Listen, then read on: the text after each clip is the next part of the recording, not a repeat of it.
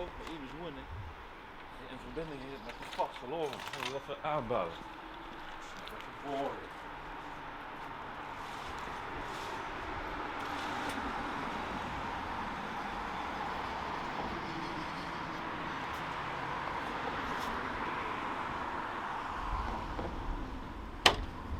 Goedemiddag. Goedemiddag.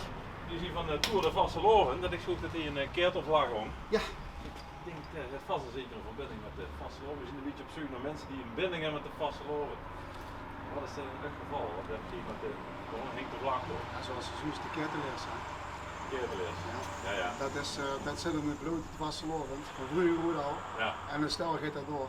En van vroeger, heb je vroeger al iets met de keertel gehad? Of? Ja, ik kom van Venlo. Ja. Daar ben ik opgegroeid. Daar heb ik de vasteloven ook altijd gevierd. Ja. Ja, totdat ze iemand tegenkomt die in het stel woont. Ja. En dan komt ze zo komt ze stel binnen. Ja. Maar kom binnen, want Ja, we hebben het binnen verder. Dat is zo koud Oh, bloed. hè. even kiekje. Ja. Wat is echt de verbinding met Vasteloven? Wat is Vasteloven voor u?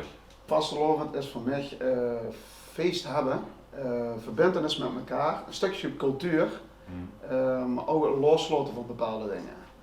De stress in het dagelijks leven, even die 4 dagen bij elkaar komen, samen zien, gewoon joeks maken. Ja.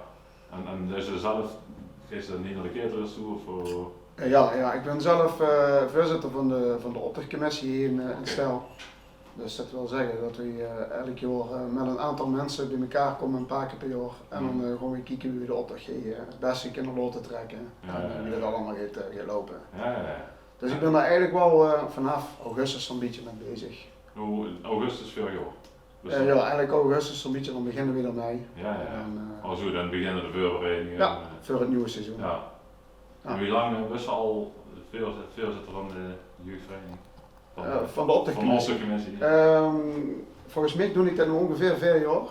Daarvoor heb ik een stage gelopen bij de oude voorzitter van de opdrachtcommissie. Ja. Dus ik heb even meegekeken wie dat allemaal ging. Ja. En daarvoor zat ik bij JSS. Oh ja, JSS, dat is van vroeger goed nog. Dus, ja, de Stijlers Soppers. Ja. De Stijlers Soppers uiteindelijk. Oh, en daar heb ik ook nog een rol gehad.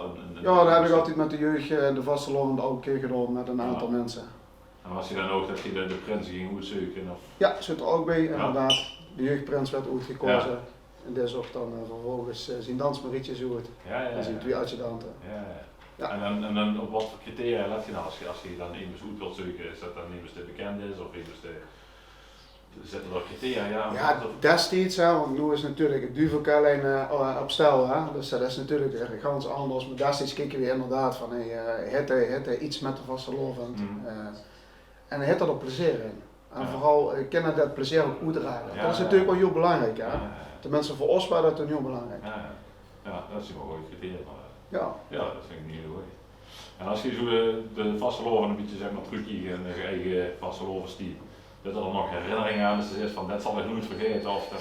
Ja, dat vermerk je natuurlijk, omdat ik toch mijn roots liggen in het Venlo zien dat natuurlijk wel de momenten dat ze vroeger als jong op de parade liep, tussen alle verkleide mensen. Maar op stel ook wel, we hebben sinds vorig jaar, omdat vorig jaar natuurlijk de vasteloven niet door is gegaan, hebben we ons toch bij elkaar gepakt met een paar vrienden. Er is een groep uit voortgekomen. Recht al over de rotonde club, om het zo maar te zeggen. Wie heet die? Ja, de zondagavond recht al over de rotonde, een shotje kennen altijd in club. Ja, dat is echt fantastisch. Ja. Maar ja, dat zijn ook wel hele leuke herinneringen. Dat maakt niet je vrienden, dat is heel gezellig. Dus ja, er zijn wel meerdere herinneringen die gaan vastelovend overal. En die groep die heb je in het stijl leren kennen of is dat? Ja, dat zie je op stijl, ze zijn allemaal bij elkaar gekomen en het is allemaal klein en wel hartstikke leuk. Gewoon een paar mensen bijeen. Gewoon elk jaar gaan we ook in een prins uitroepen. Ja. Doe dik natuurlijk, maar toch, dat is gewoon superleuk. En dan gewoon is dat ergens in eenzelfde voel met iemand toestand? Ja, dat doet gewoon met iemand toestaan. Ja, gewoon de dik, dus dat is wel mooi. Ja. Dat is wel echt wat vasteloven eigenlijk is. Dus gewoon lol hebben en vaak over de kleine dingen. Ja, precies. Ja, dat is eigenlijk wat ik in het begin al zei, loslaten van dingen, bij elkaar komen de gezelligheid. Ja.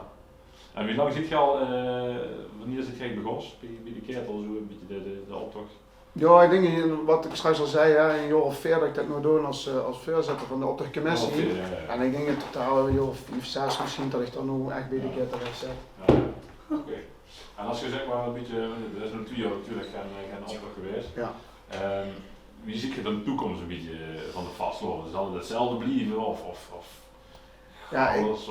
Ik hoop natuurlijk dat dat wel hetzelfde blijft. De merk is gewoon ook bij de jeugd. Ja. De jeugd gaat niet meer veel naar buiten. Ze zien veel achter de computer bezig. We gaan in de toekomst gewoon wel proberen om de jeugd weer wat actiever mee te kunnen laten doen aan de opdracht. We weten nu niet precies wie we dat gewoon doen. Of ja, op welke manier dat we dat aan gaan pakken. Maar daar zit iets in de pennen in ieder geval. Ja, ik hoop in ieder geval dat wel weer gaat aantrekken. Ja. Het is natuurlijk heel moeilijk, hè, als ik naar mezelf kijk al, ik heb een dochter van 8, als ik die hier in de kamer laat schilderen en dan komt een kwart verf op de grond, ja, dat vind ik niet tof. Ja. Dat vinden de meeste mensen tegenwoordig vinden dat niet meer leuk. Dat merk ze ook wel. Dus we willen misschien toch een ruimte gaan creëren waar we met een aantal mensen aan een bolderkerf of zo kunnen laten verven of weet ik veel. Dat ze Nederland even niet kunnen proeven. Ja, en een plaats hebben waar ze kunnen gaan bouwen met wat hulp van ons. Ja, oké. En uiteindelijk dat die ook in de opdracht in meetrekken, zodat een opdracht ook weer wat meer vorm krijgen, meer cassette hebben. Ja, precies. Dus dat voornamelijk op de jeugd zeg maar, concentreren, dat ze ook weer een beetje gevuld krijgen met de... Ja, maar bij de jeugd het was gewoon uiteindelijk ook. Want wat nu de jeugd is, moet uiteindelijk ook alles van uren nemen. We werden ook allemaal aan. Ja. En wie wilt je dat aanpakken? Gaat je dan bij de school al langs of gaat je dan... Ja, de contacten met school hebben we sowieso al. Maar ja, goed, er zal ergens inderdaad een ingang moeten vinden van hey jongens, we willen op een woensdagmiddag, ik neem maar even wat, of een zaterdag, 2 zaterdagmiddagen, 2 woensdagmiddagen, willen we gewoon knutselen. Kom naar ons toe, we zorgen voor de ruimte. Neem een bolderkerkje mee, we zorgen voor de verf, voor wat hout, wat hamers, wat neergal. En we gaan aan de slag. Vind ik goed, het vind ik een goede toekomstvisie eigenlijk. Ja, ik hoop dat dat ook wat gaat leren. Ja, zeker. Dan heb ik nog een kleine attentie voor u. Dus bedankt voor uw tijd. Nog wat veel gebranden. Dankjewel, dat zal ik zeker doen. En gewoon weer onze week vervolgen. Veel succes allemaal. Ja, dank je. Ja, dank je. Ik zal even op je passen wie de aanschiet nemen. Ja, dank je. En dan of we nog meer mensen kunnen vinden met de verbinding op het vastelopen.